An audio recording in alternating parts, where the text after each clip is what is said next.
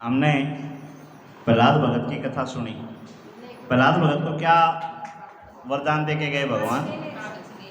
वो ये वरदान दे के गए कि जिस घर में मेरा भगत हो जाएगा उसकी नहीं, उसकी 21 पीढ़ी तक परमात्मा उसका कल्याण की कामना करते हैं।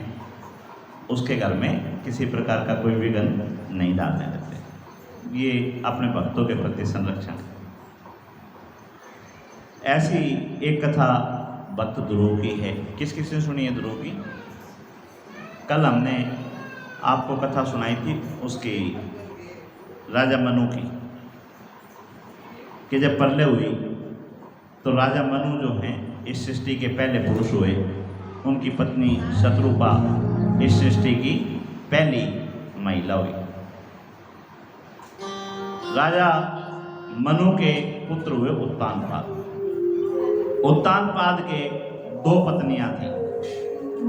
एक नाम था सुनीति और एक का नाम था सुरुचि। सुनीति नीति पे चलने वाली थी, रुचि अपनी मनमानी करने वाली। सुनीति बड़ी थी, सुरुचि छोटी थी। राजा को सुरुचि प्रिय थी, इसलिए सुनीति के सारे अधिकार उठा के भी सुरुचि को दे दिए। और ये उत्तानपाद कोई और नहीं, उत्तानपाद आप सारे हो। इब्नु कहोगे भाई मारा तो 2 पत्नी को नहीं। किस किस के 2 पत्नी नहीं है? हाथ खड़ा करो। जिसके 2 पत्नी नहीं हो खाली वो हाथ खड़ा करो। एक हो वो नीचे रखो, कोई दिक्कत नहीं। तो एक एक सारे ले रहे हो हैं? 2 के भी हाथ खड़े को नहीं करे, एक के भी को नहीं करे हैं जी? पत्नियां का जिक्र है ना, ना आपसे जिक्र है, महिलाओं का जिक्र है, उनका जिक्र नहीं। महिलाओं के पास कितनी कितनी पत्नी हैं। मैं कह रहा हूँ कि आप सारे उत्तानपाद हो, आप ही हो उत्तानपाद, और आपके 2 पत्नी हैं। जो नु कहे नहीं है वो बताओ भाई आपके पत्नी नहीं है। अभी सिद्ध कर रहे हैं।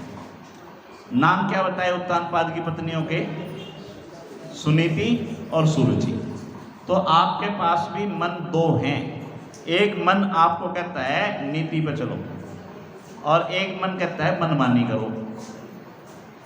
भाई नीति नाती हो रही है, ठीक है। एक मन तो कहता है कि सुबह जल्दी उठो और भाई अपने नहा धो के भगवान का भजन करके और अपने घुमाई फिराई पर निकलो, आके अपना काम धाम संभालो।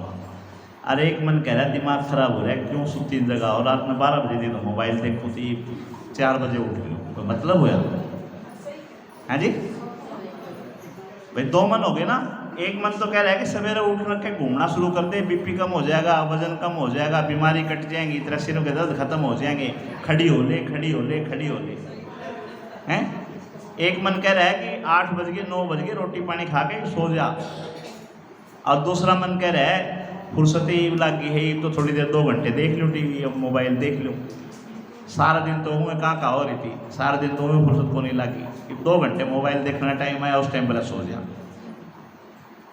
एक मन कह रहा है सवेरे 4 बजे खड़ी होकर एक्सरसाइज कर ले, घूम फिर ले, अपना शरीर का ध्यान कर ले, अपना घर परिवार देख ले। एक का नहीं कहा सारा दिन वो ना करूँगी, 2 घंटे और सो लेने दे। हैं भाई, हैं कि नहीं 2 पत्नी सबके पास? तो राजा उत्तानपाद के भी 2 पत्नियां थी। अच्छा, बड़ी थी वो नीति थी जो अच्छी बातें बताती थी, और छोटी थी वह मनमानी करा करती। आपने कौन सी बढ़िया लग गए हैं? कह किसका बचा लो? बड़नी का कैब चलो, छोटनी का कैब चलो। चलो बहुत खुशी है अगर बड़ी के कैब चलते हो। राजा उत्तानपाद छोटी के कह में चल लिया करता, जो रुचि के आया करती, रुचि के कह में चल लिया करता, नीति के कह में चला नहीं करता। और जब हम रुचि के कह में चलेंगे, मनमानी करेंगे, तो फिर शरीर स्वस्थ होगा कि बिगड़ेगा? घर में सुख शांति रहेगी क्या शांति आओगी? भाई अगर मनमानी करांगे, रुचि के हिसाब से चलांगे, तो सारा सब कुछ बिगड़ेगा धीरे धीरे। तो वहाँ का उत्तानपाद का भी माहौल धीरे धीरे बिगड़ता जा रहा है। उत्तानपाद के पुत्र हुए ध्रुव। ध्रुव अपने पिता की गोद में बैठना चाहते थे और सुरुचि ने उसको गोदी से उतार दिया और ये कहा कि भाई इसकी गोद में अगर बैठना है तो मेरी कोख से जन्म लेना पड़ेगा। अब बच्चे को ये इतनी समझ में नहीं आई कि भाई उसकी गोद तक होने, इसकी गोद में, इसकी कोख में। उन्होंने जाकर अपनी माँ से कह दिया, बोला माँ मेरी मौसी ने मेरे को गोद में नहीं बैठने दिया, क्या करूँ।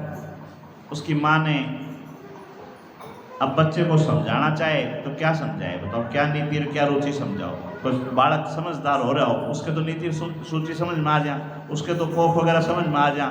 अब ये छोटे छोटे बच्चे घूमे, इन्हें बताओ क्या पता। 5 साल का ध्रुव, उसको उसकी माँ ने ये समझाया, बोला बेटा ये गोद छोटी गोद है, परमात्मा की गोद बहुत बड़ी है, तो तेरे को तो परमात्मा की गोद में बैठना है। भाई पिता की गोद में बैठ के खुश क्यों होता है बच्चा, उसकी मन की इच्छाएं पूरी हो जाएं। तो बोला तेरे पिता तो एक छोटे से राजा हैं, छोटी सी जगह के मालिक हैं, परमात्मा तो इस सृष्टि के मालिक हैं, तो तेरी जो भी इच्छाएं वो सारी इच्छाएं पूरी हो जाएंगी उनकी गोद में बैठ के, तू परमात्मा की गोद में बैठिए। अब बच्चे जो हैं वो कोरी स्लेट होते हैं, उनको जो चीज़ समझा दी जाए वो चीज़ उनके छप जाती है। भक्त ध्रुव के ये अंतर्मन पे छप गई कि अब तो परमात्मा की गोद में बैठना है, और वो रात के अंधेरे में घर छोड़ के निकल गए। घर से निकलते ही नारद जी उनको मिले, और हमारे शास्त्र बताते हैं कि नारद जी जिसको मिल गए उसको परमात्मा के दर्शन हुए, चाहे कोई भी हो। जिसको भी नारद जी ने दर्शन दिए हैं उनको परमात्मा के दर्शन हुए।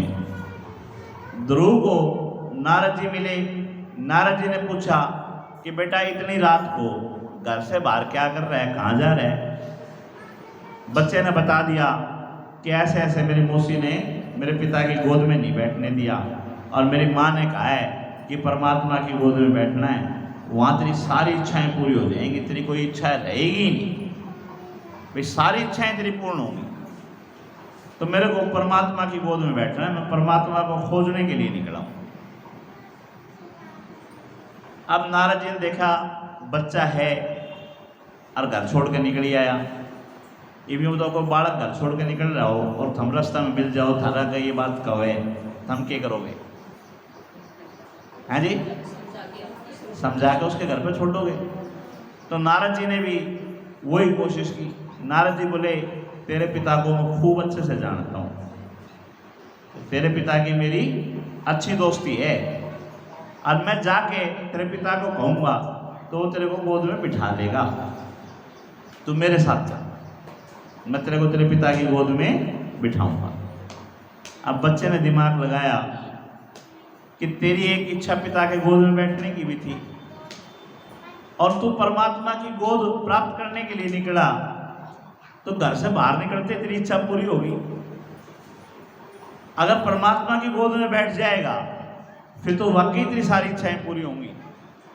अब उसे जिद पकड़ ली, बोला ना पहले परमात्मा की गोद, बाद में बापू की गोद, पहले परमात्मा की गोद में ही बैठना है। नारद जी ने उसको समझाया, बेटा बहुत कठिन डगर है, परमात्मा की भक्ति आसान नहीं, बच्चा करे, बड़ा करे, बूढ़ा करे, जितना परिश्रम उन्हें करवाना उतना परिश्रम करवाएंगे। आप गंगा माँ की कथा याद करो, गंगा को कौन लेके आया था पृथ्वी पे, भागीरथ। तो क्या भागीरथ के प्रयत्न से ही गंगा आ गई थी? नहीं, भागीरथ के पिता बाबा, अंशुमान, दिलीप और 2-3 जो थे उन सब ने तपस्या की थी, और परमात्मा ने जिसके भाग्य में यश था उसी को यश दिया था। मतलब पीढ़ी दर पीढ़ी माँ गंगा को प्रसन्न करते हुए आ रहे थे, जब जाके भागीरथ को गंगा प्राप्त हुई थी। तो परमात्मा किसी से दुबात नहीं करते, चाहे छोटा हो चाहे बड़ा हो। जब वो पात्र होता है जब भी उसको देते हैं, जब भी उसको अपनाते हैं। ये नहीं है कि ये मेरा बेटा है तो इसको आप अपना लो, है ना। जो कर्म करेगा, जो पात्र होगा, उसी को परमात्मा स्वीकार करते हैं। तो मेहनत ज़्यादा है बेटा, तेरे से होगी नहीं, तू घर चला जा। अब बच्चा माना नहीं। बोला जी आप मेरे को परमात्मा प्राप्ति का साधन बताओ और आप मेरे गुरु बन जाओ। नारद जी को गुरु बना लिया। गुरुदेव ने भक्त ध्रुव को मंत्र दे दिया, मंत्र के जाप शुरू हो गए। अब यूँ बताओ, बेटी है ये कह दे कि मेरे को IAS की तैयारी करनी है बेटा, और IAS की तैयारी करने की धुन में या दिन रात पढ़ाई शुरू कर दे, तो माँ क्या करेगी? माँ क्या करेगी भाई? हैं? कहाँ है बेटी तेरी माँ? कौन है? हाँ, तो क्या करेंगी बताओ? ये माँ बैठी तो इतनी बताओ भी माँ क्या करोगे अगर ये बच्ची खाना पीना छोड़ दे और 24 घंटे किताबों के पीछे पड़ जा, क्या करोगे? हाँ, वे कोशिश करके इसको भोजन कराएंगे कि बेटा रोटी पानी खा। हाँ, हाँ भाई रोटी पानी खा, रोटी पानी खिलाने की कोशिश करेंगे। इधर माँ अन्नपूर्णा, माँ माया, माँ लक्ष्मी उस बच्चे की तपस्या को देख के व्याकुल हो उठी कि भाई बच्चा छोटा सा भूख प्यास सबको छोड़ के और भगवान के भजन में लग गया। उन्होंने श्री हरि विष्णु जी से प्रार्थना की कि इस बच्चे की मुराद पूरी कर दो। भगवान ने कहा भाई भावुकता में तू बहस कर, मैं भावुकता में तो नहीं हूँ। मैं तो जो सबके लिए नियम बना रखा है वो नियम बना रखा है। जब ये मेरे को लगेगा कि ये उसका पात्र है तो मैं इसको दूंगा, नहीं तो कोई भी रोटी पानी छोड़ के बैठ जाएगा, या कोई बात थोड़ी ना है। तो ऐसे दर्शन नहीं होंगे। लेकिन माँ का हृदय और पिता का हृदय दोनों में अंतर है। माँ आज सुनीति का रूप बना के और ध्रुव के पास आई और आके अपनी गोद में बिठा के उसको भोजन करवाया और भोजन करवा के बोली बेटा ईब पढ़ ले, ईब कर ले तेरी IAS की तैयारी। अब गुरु नारद जी उन्होंने देखा कि भाई नो तो माँ रोज आओगी, सवेरे शाम में रोटी खुआओगी और रोटी खा के सोएगा, है भाई पढ़ाई तो होनी को नहीं। फिर सवेरे दोपहर ने शाम ने ईब चाय ले ले, ईब रोटी ले ले, ईब परांठे खा ले, ईब घी खा ले, तो खा के क्या करेगा बच्चा? फिर भक्ति होगी, पढ़ाई होगी। तो बोले भाई ये तो काम गलत हो गया और माँ को मैं भी कुछ नहीं कह सकता। अब माँ के ऊपर तो बस नहीं चलता, चेले पे तो बस चले है ना। जाके अपने चेले अपने शिष्य ध्रुव से कहा कि बेटा अगर परमात्मा की प्राप्ति करनी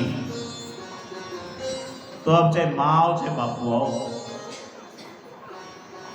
अब अपना सवेरे जो नाश्ता हल्का फुल्का लेना है ले ला के ना अपना भक्ति में लाग दिए और मना कर दिए मैंने नहीं खाना कुछ।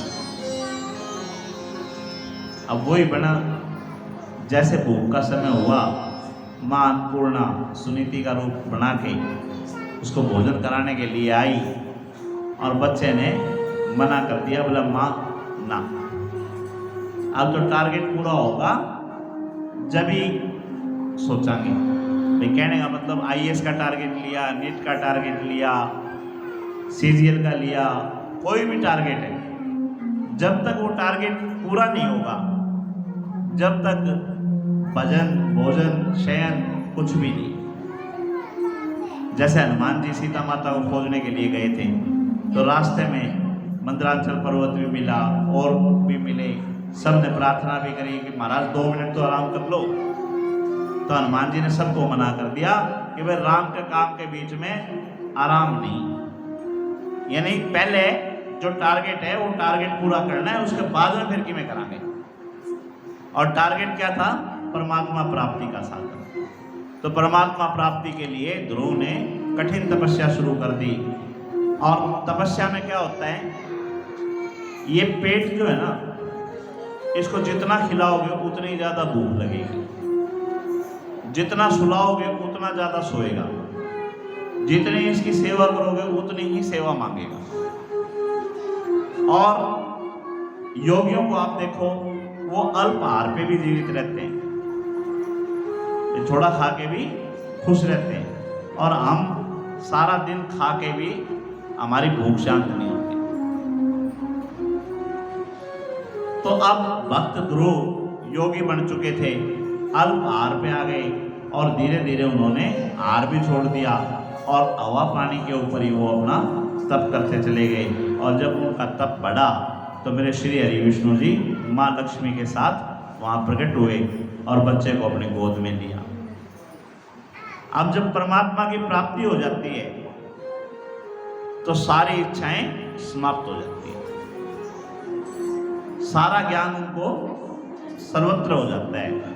भक्त ध्रुव ने भगवान की स्तुति की, भगवान ने पूछा बेटा क्या चाहता है, बोल। बोला जी कुछ नहीं चाहता, जो चाहता था वो मिल गया भाई, जो मनोकामना थी वो पूर्ण हो गई, अब मेरे को कुछ नहीं चाहिए। तब श्री हरि विष्णु जी उनको अपने रथ में बिठा के उत्तानपाद के पास लेके आए। जब तक राजा मनु ने उत्तानपाद को और सुरुचि को सीधा कर दिया था। अगर कोई पोता घर छोड़ के निकल जा, उसका बापू ने जीने देगा हैं? तो उत्तानपाद को और सुरुचि को राजा मनु जब तक सीधा कर चुके थे कि भाई तू सुनीति के चक्कर में तूने सुनीति के सारे अधिकार छीन लिए, अपने बच्चे को भी तूने बाहर निकाल दिया और उसको सुधार दिया था। आज राजा उत्तानपाद ने भक्त ध्रुव को गद्दी में बिठाया, राजपाट सौंपा और स्वयं परमात्मा के ध्यान में चले गए। और समय आने पे लंबे समय तक ध्रुव ने राज्य भोगा, और लंबे समय के बाद जब ध्रुव को स्वयं वैकुंठ से रथ आया लेने के लिए, उस समय उन्होंने इच्छा जाहिर की कि मेरी माँ सुरुचि को भी आप वैकुंठ में लेके चलो। तब परमात्मा ने कहा कि तेरे से पहले तेरी माँ को हमने वैकुंठ में भेज दिया। बोलो श्री कृष्ण भगवान की जय।